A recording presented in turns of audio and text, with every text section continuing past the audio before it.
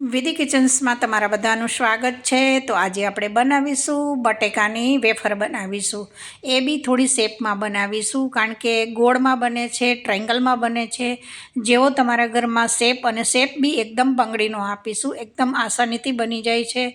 તો વિડીયો સારો લાગે તો એક લાઇક કરજો, વધારે વિડીયો પસંદ આવી જાય તો વિધિ કિચનને સબસ્ક્રાઈબ કરી દેજો, બેલાઇકનવાળું બટન પ્રેસ કરવાનું ના ભૂલશો। તો જુઓ, સરસ આપણી વેફર તળાઈ ગઈ છે। અને આ થોડી છીણમાંથી બનાવીશું, છીણમાંથી તો બનાવીશું બટાકાની, પણ એની સાથે આપણે એક શેપ આપીશું। બિલકુલ અહીંયા ચોરસ તમારી બનશે, અને સરસ આપણી તળાઈ ગઈ છે।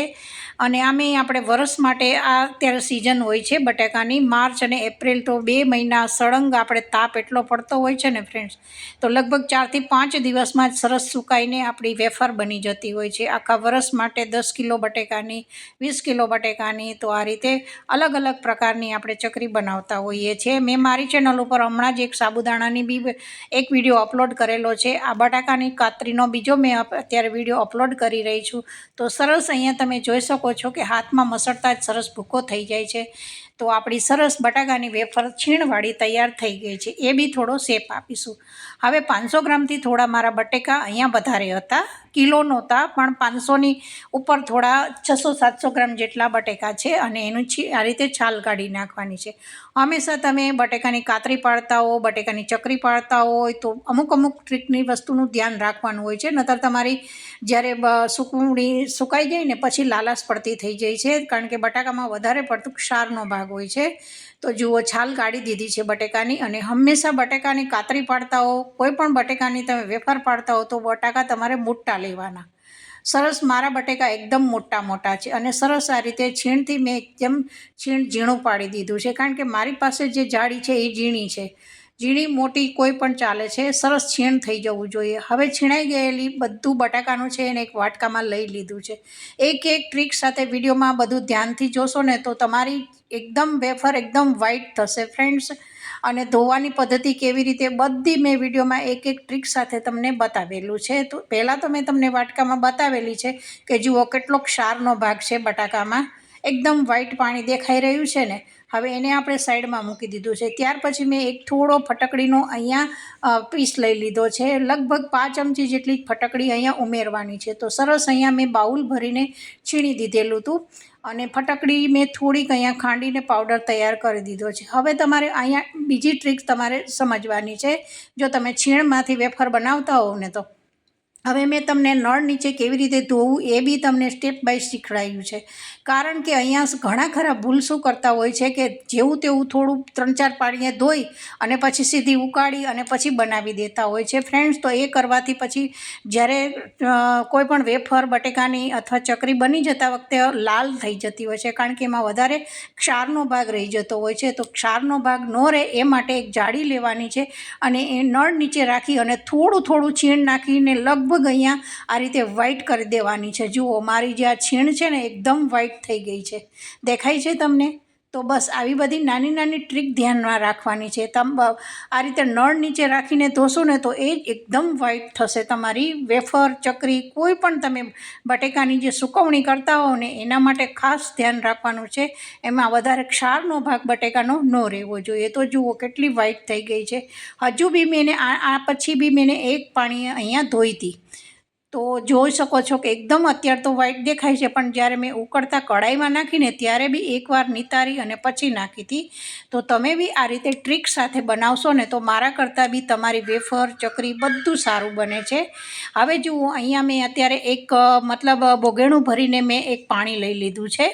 આપણે ગુજરાતી છે તો ગુજરાતી ભાષામાં તો આ રીતે બધાના ઘરમાં એક બોઘેણું હોય છે। તો મેં અડધું બોઘેણું જેટલું પાણી અહીંયા ઉમેરી દીધું છે, થોડું રહેવા દીધું છે, લગભગ 1 ગ્લાસ જેટલું રહેવા દીધું છે। હવે સ્વાદ અનુસાર અહીંયા મીઠું નાખીશું। જો તમે અહીંયા તમે વ્રત માટે ખાતા હોવ ને તો તમારે મીઠુંને સ્કીપ કરી દેવાનું, સિંધવ મીઠું નાખી દેવાનું। હવે આ 5 ચમચી જેટલું આપણે ફટકડી જે પાવડર બનાવીને નાખેલો છે ને એ ફટકડી અહીંયા ઉમેરી દેવાની છે। ફટકડી નાખવાથી શું થાય છે કે તમારી એકદમ વ્હાઈટ થશે, ક્ષારનો ભાગ બધો ફટકડી છે એ શોષી લે છે। તો એકદમ તમારી જે ચિપ્સ બનાવતા હો, બટેકાની કોઈ પણ તમે આઈટમ જ્યારે તે સુકવણીની કરતા હો ને તો એકદમ બેસ્ટ બનતી હોય છે। થોડું પાણી ઉકળી ગયા પછી છીણ આ રીતે જાળીમાં લીધેલી છે એને ઉમેરી દીધેલી છે, તમારા ઘરમાં જેવી જાડી મોટી અથવા નાની હોય તો બી તમે આ રીતે બસ ફક્ત ખાલી છીણ પાડવાની છે. તો જુઓ સરસ અહીંયા છીણ બી આપણી થઈ ગઈ છે. હવે થોડીવાર આપણે ગેસની ફ્લેમ ધીમી છે કારણ કે મારું પાણી એકદમ ઉકળી ગયું છે.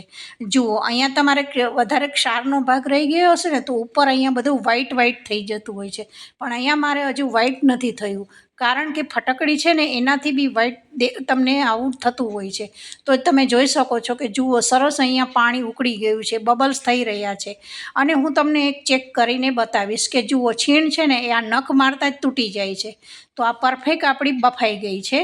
જુઓ મેં નખ મારીને તમને બતાવેલી છે કે સરસ આ પાણી ઉકળી ગયું છે અને બસ આને વધારે વાર કરવાની જરૂર નથી. નખ મારતા જ તૂટી જાય એટલે સમજવાનું બસ. હવે એને આપણે કોઈ પણ એકદમ જાડો હોય ને પાણી નીતરી જાય એમાં આપણે લઈ લેવાની છે છીણને, અને પછી એને થોડું પંખા નીચે આ રીતે ઠંડુ થવા મૂકવાનું. અને ઠંડુ તમારે નવશેકાથી બી તમે આ રીતે પાડી શકો છો, પણ મેં અત્યારે થોડો શેપ આપેલો છે. મારી પાસે અહીંયા ચોરસ એક બંગડી હતી તો એ બંગડીના માપથી મેં અહીંયા આ બધી ચિપ્સને ચોરસમાં બનાવેલી છે. જ્યાં છીણ છે ને એને જુઓ કેટલી મેં નિતારીને રાખી છે. પછી મેં થાળીમાં આ રીતે છીણને લઈ લીધી છે, જેટલી છે એટલી બધી કાઢી નાખી છે. કાઢી અને પછી મેં અહીંયા આ રીતે થોડું તો થાળીમાં ફેલાવી દીધેલી છે, જેથી કરી અને પાડતી વખતે આપણો હાથ દાજે નહીં. તો અહીંયા આ એક ટ્રીક સાથે અહીંયા ફ્રેન્ડ્સ બનાવવાનું છે. તો હવે જોઈ શકો છો કે જુઓ નીચે આ રીતે મેં એક પ્લાસ્ટિક પાથરી દીધું છે અને પ્લાસ્ટિક ઉપર આ રીતે એક મારા પાસે એક ચોરસ બંગડી હતી. મેં વિચાર્યું હતું કે મેં ગોળમાં બનાવું, પણ મારી પાસે આ ટ્રાયંગલ શેપની હતી ને તો મેં વિચાર્યું કે ચલો ચોરસની જ આપણે અહીંયા બનાવી અને બધા સબસ્ક્રાઈબરને બતાવીએ તો સારું લાગે છે થોડું. તો જુઓ સરસ અહીંયા આપણી આટલી પડી ગઈ છે એકદમ એક પછી એક. આ શેપમાં આ રીતે પ્લાસ્ટિક ઉપર મેં ગોઠવી અને પાડી દીધેલી હતી. અહીંયા કોઈ તાપે સૂકવવાની જરૂર નથી, પંખા નીચે જ રૂમમાં જ અંદર જ્યાં તમારા ઘરમાં પંખો હોય ત્યાં જ સૂકવવાની છે. અને જુઓ ફ્રેન્ડ્સ મેં બહાર તડકે બી નથી સૂકવેલી કારણ કે અમારી બારી છે ત્યાં સોફાની સામે જ એટલો સવારમાં તાપ આવતો હોય છે ને, તો 2 દિવસ મેં તાપમાં અહીંયા સોફા ઉપર રાખેલી હતી. તો સરસ મારી એક તપી ગયેલી છે. ત્યાર પછી હવે આપણે તેલ લઈ લીધું છે. તેલ લીધું અને પછી આ જો સૂકવેલી લગભગ 3 દિવસમાં જ આ મારી સરસ બની ગઈ છે.